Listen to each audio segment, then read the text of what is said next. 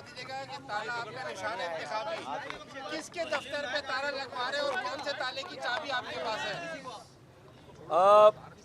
मोअज़्ज़िज़ media के दोस्तों, अस्सलाम वालेकुम।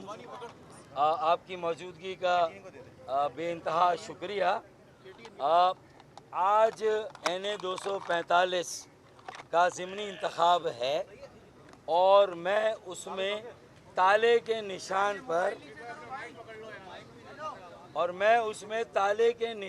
पर आज़ाद उम्मीदवार की हैसियत से इंतखाब लड़ रहा हूं और ये पहली मर्तबा मैं आज़ाद हैसियत में इंतखाब लड़ रहा हूं। मेरा निशान ताला है। अच्छा, मैं बहुत दावे के साथ ये बात यहाँ रखूँगा कि ये इंतखाबात बहुत तारीख़ी अहमियत के हामिल होंगे।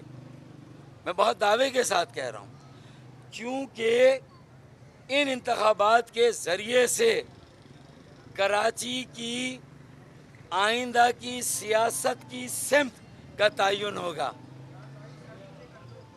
अहलियान कराची बिलखुसूस और अहलियान पाकिस्तान भी और ख़ासुल ख़ास अहलियान NA 245 तमाम सियासी जमातों की नाअहली, नाकामी और सिर्फ एक दूसरे पर इल्ज़ाम तराशी से तंग और बेजार हैं।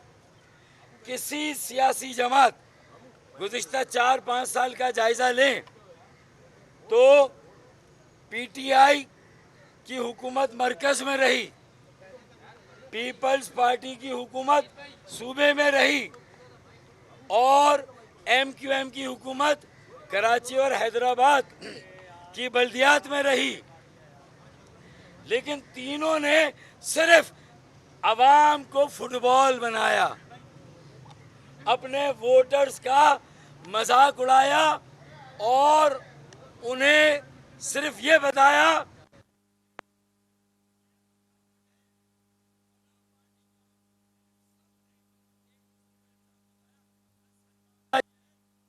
सारी जमातों, चाहे पीपल्स पार्टी हो, MQM हो या PTI हो, इन सब में जो टोला काबिज है वो माफिया है, पैदागीर हैं, वो कब्जागीर हैं, लुटेरे हैं, वडेरे हैं, जिन्होंने अवाम और वोटर्स का सौदा किया, वोटों को बेचा है, लेकिन कराची को तबाह बर्बाद किया। हालिया बारिशें उसका मुंह बोलता सबूत है।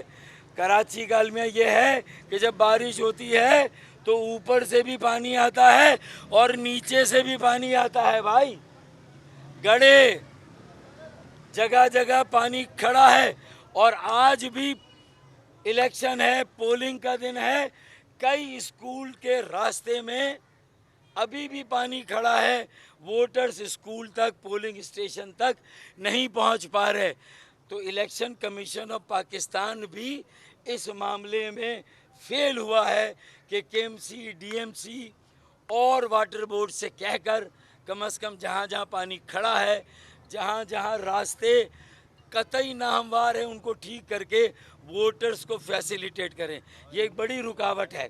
मैं ये कह रहा था कि ये इलेक्शन दरअसल इंशाअल्लाह NA 245 के अवाम और वोटर्स की तरफ से जो उनका गम व गुस्सा है तमाम सियासी जमातों के खिलाफ इंशाअल्लाह ताला ताले पर मोहर लगाकर यहाँ के वोटर्स और अवाम इन तमाम सियासी जमातों का बिस्तरा गोल कर देंगे। इन तमाम सियासी जमातों को फारिग करेंगे जिन्होंने लोगों को सिर्फ झूठी तसल्लियाँ दी। 5 साल ना PTI ने काम किया, ना पीपल्स पार्टी ने, ना MQM ने, और PMLN की जो अब तक की हुकूमत को और कारकर्दगी है वो भी आपके सामने है। तो इसका मतलब ये है कि इस इलेक्शन से कराची की सियासत की सिमत का तयन होगा और लोगों को ये रिस्पेक्ट मिली है, उन्हें ये एक मुतबादिल मिला है, एक रास्ता मिला है कि जो पीपल्स पार्टी से नाराज है उनके कारकुनान और वोटर वो भी फारूक सत्तार भाई की तरफ देख रहे हैं, जो MQM से बुरी तरह से बदजन और मुतनफ़िर हैं। उनकी सिर्फ और सिर्फ इख्तदार और इख्तदार की सियासत, विजारतें, मुशावरतें, दोस्तों को नवाजना, अपने खान वादे को नवाजना, अपने शहीदों को नवाजना, गवर्नरशिप चाहिए, एडमिनिस्ट्रेटरशिप चाहिए, सिर्फ इख्तदार। कारकुन कहाँ जाएगा, शोधा की फैमिलीज कहाँ जाएगी, जेल के असीर कहाँ जाएंगे, उनका मिसिंग पर्सन की फैमिलीज कहाँ जाएगी, अवाम वोटर कहाँ जाएंगे, किसी को फिक्र नहीं है। ये पॉलिटिक्स है इख्तदार की, अवाम की नहीं है, अवाम के हुकूक की नहीं है, उनके मसाइल को हल करने की सियासत नहीं है। मैं आखिरी बात कर लूँ तो इसका मतलब ये कि वो अब नाउमीद हो गए थे, मायूस हो गए थे। अल्लाह के फजलो करम से ये 21 अगस्त NA 245 का बाई इलेक्शन उन्हें एक उम्मीद की किरण नज़र आ रहा है। उनके दिलों में एक उमंग पैदा हुई है कि एक नया सियासी अमल, एक नया सियासी सफ़र शुरू हो रहा है और शायद एक नई सियासी जमात की तश्कील है जिसमें 65% 35 साल से कम उम्र के नौजवानों की अक्सरियत होगी, 65% की अक्सरियत। बाकी 35% मेरी उम्र के, मुझसे छोटे, मुझसे बड़े सरपरस्ती के लिए होंगे। नई क़यादत, नई टीम, नए चेहरे और नौजवान क़यादत आ रही है।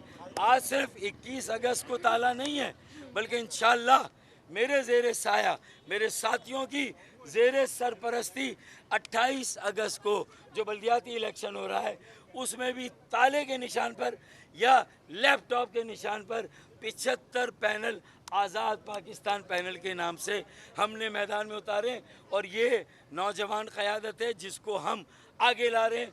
उनके हवाले शहर कराची करना, नौजवानों के हवाले, बेटे बेटियों के हवाले बल्दियाती इदारे उनके हवाले करने हैं, सूबाई और कौमी ऐवान उनके हवाले करने हैं।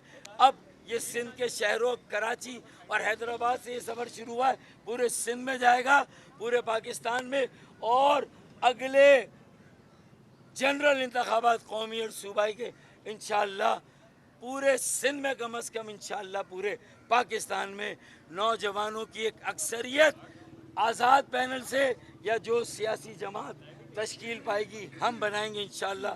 जो सियासी जमात बनेगी उसके पैनल से लड़ेंगे। फारूक भाई ये बता दे, आप माशाल्लाह एक, अगर आप कामयाब नहीं हुए तो कहीं आपकी सियासत पे ताला तो नहीं लग जाएगा यार। एक मिनट फारूक भाई, सवाल ये है कि माशाल्लाह आप कराची की एक नुमाइंदा पार्टी के कई सालों तक जो है ऐसे समझ लें कि पार्लियामानी सरबराह रहे।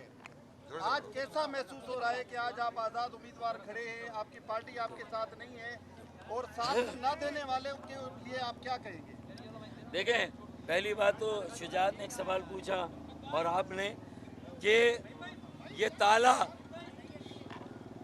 ताला खोलना भी है।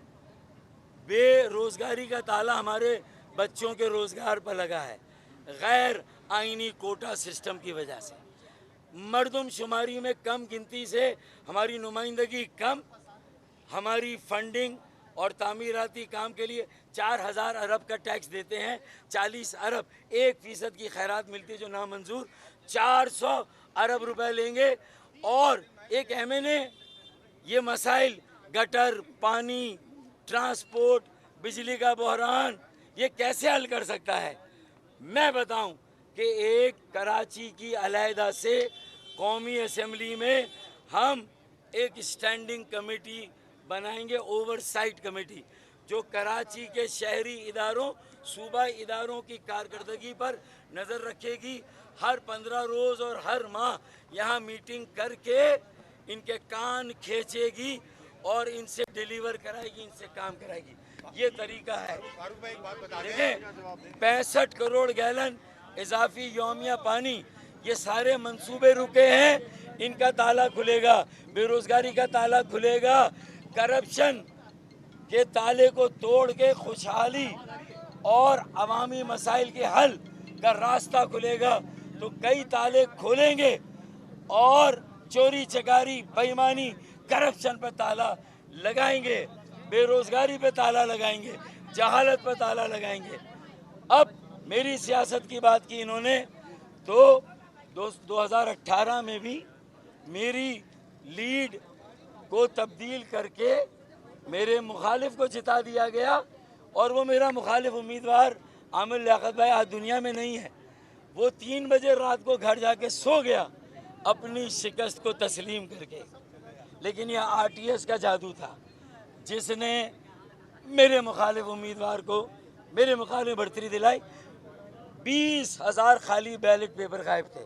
तो शुजात अगर फिर वो तिगड़म होना और मेरे पास इतलात आ रही हैं कि मेरे वोटर्स को रोकने के लिए ये जो मल्टी कलर मल्टी पार्टी नुमाइंदे कैंप MQM का भी झंडा, ANP का भी झंडा, JUI का भी झंडा, PMLN का भी झंडा और पीपल्स पार्टी का भी झंडा, पता नहीं चलता कि ये उम्मीदवार है किसका। ये सारे झंडे लगाने के बाद शर्म आनी चाहिए MQM पाकिस्तान के नुमाइंदे उम्मीदवार को, उनके सरबराह को। आज तक इतने सारे झंडों के नीचे हमने इलेक्शन नहीं लड़ा। जहां इज्जत और कदर ना हो कारकुनों की, अपने असासों की, अपने नज़रियाती तहरीकी साथियों की, वहाँ इतने सारे झंडों की बेसाखी का सहारा लेना पड़ता है।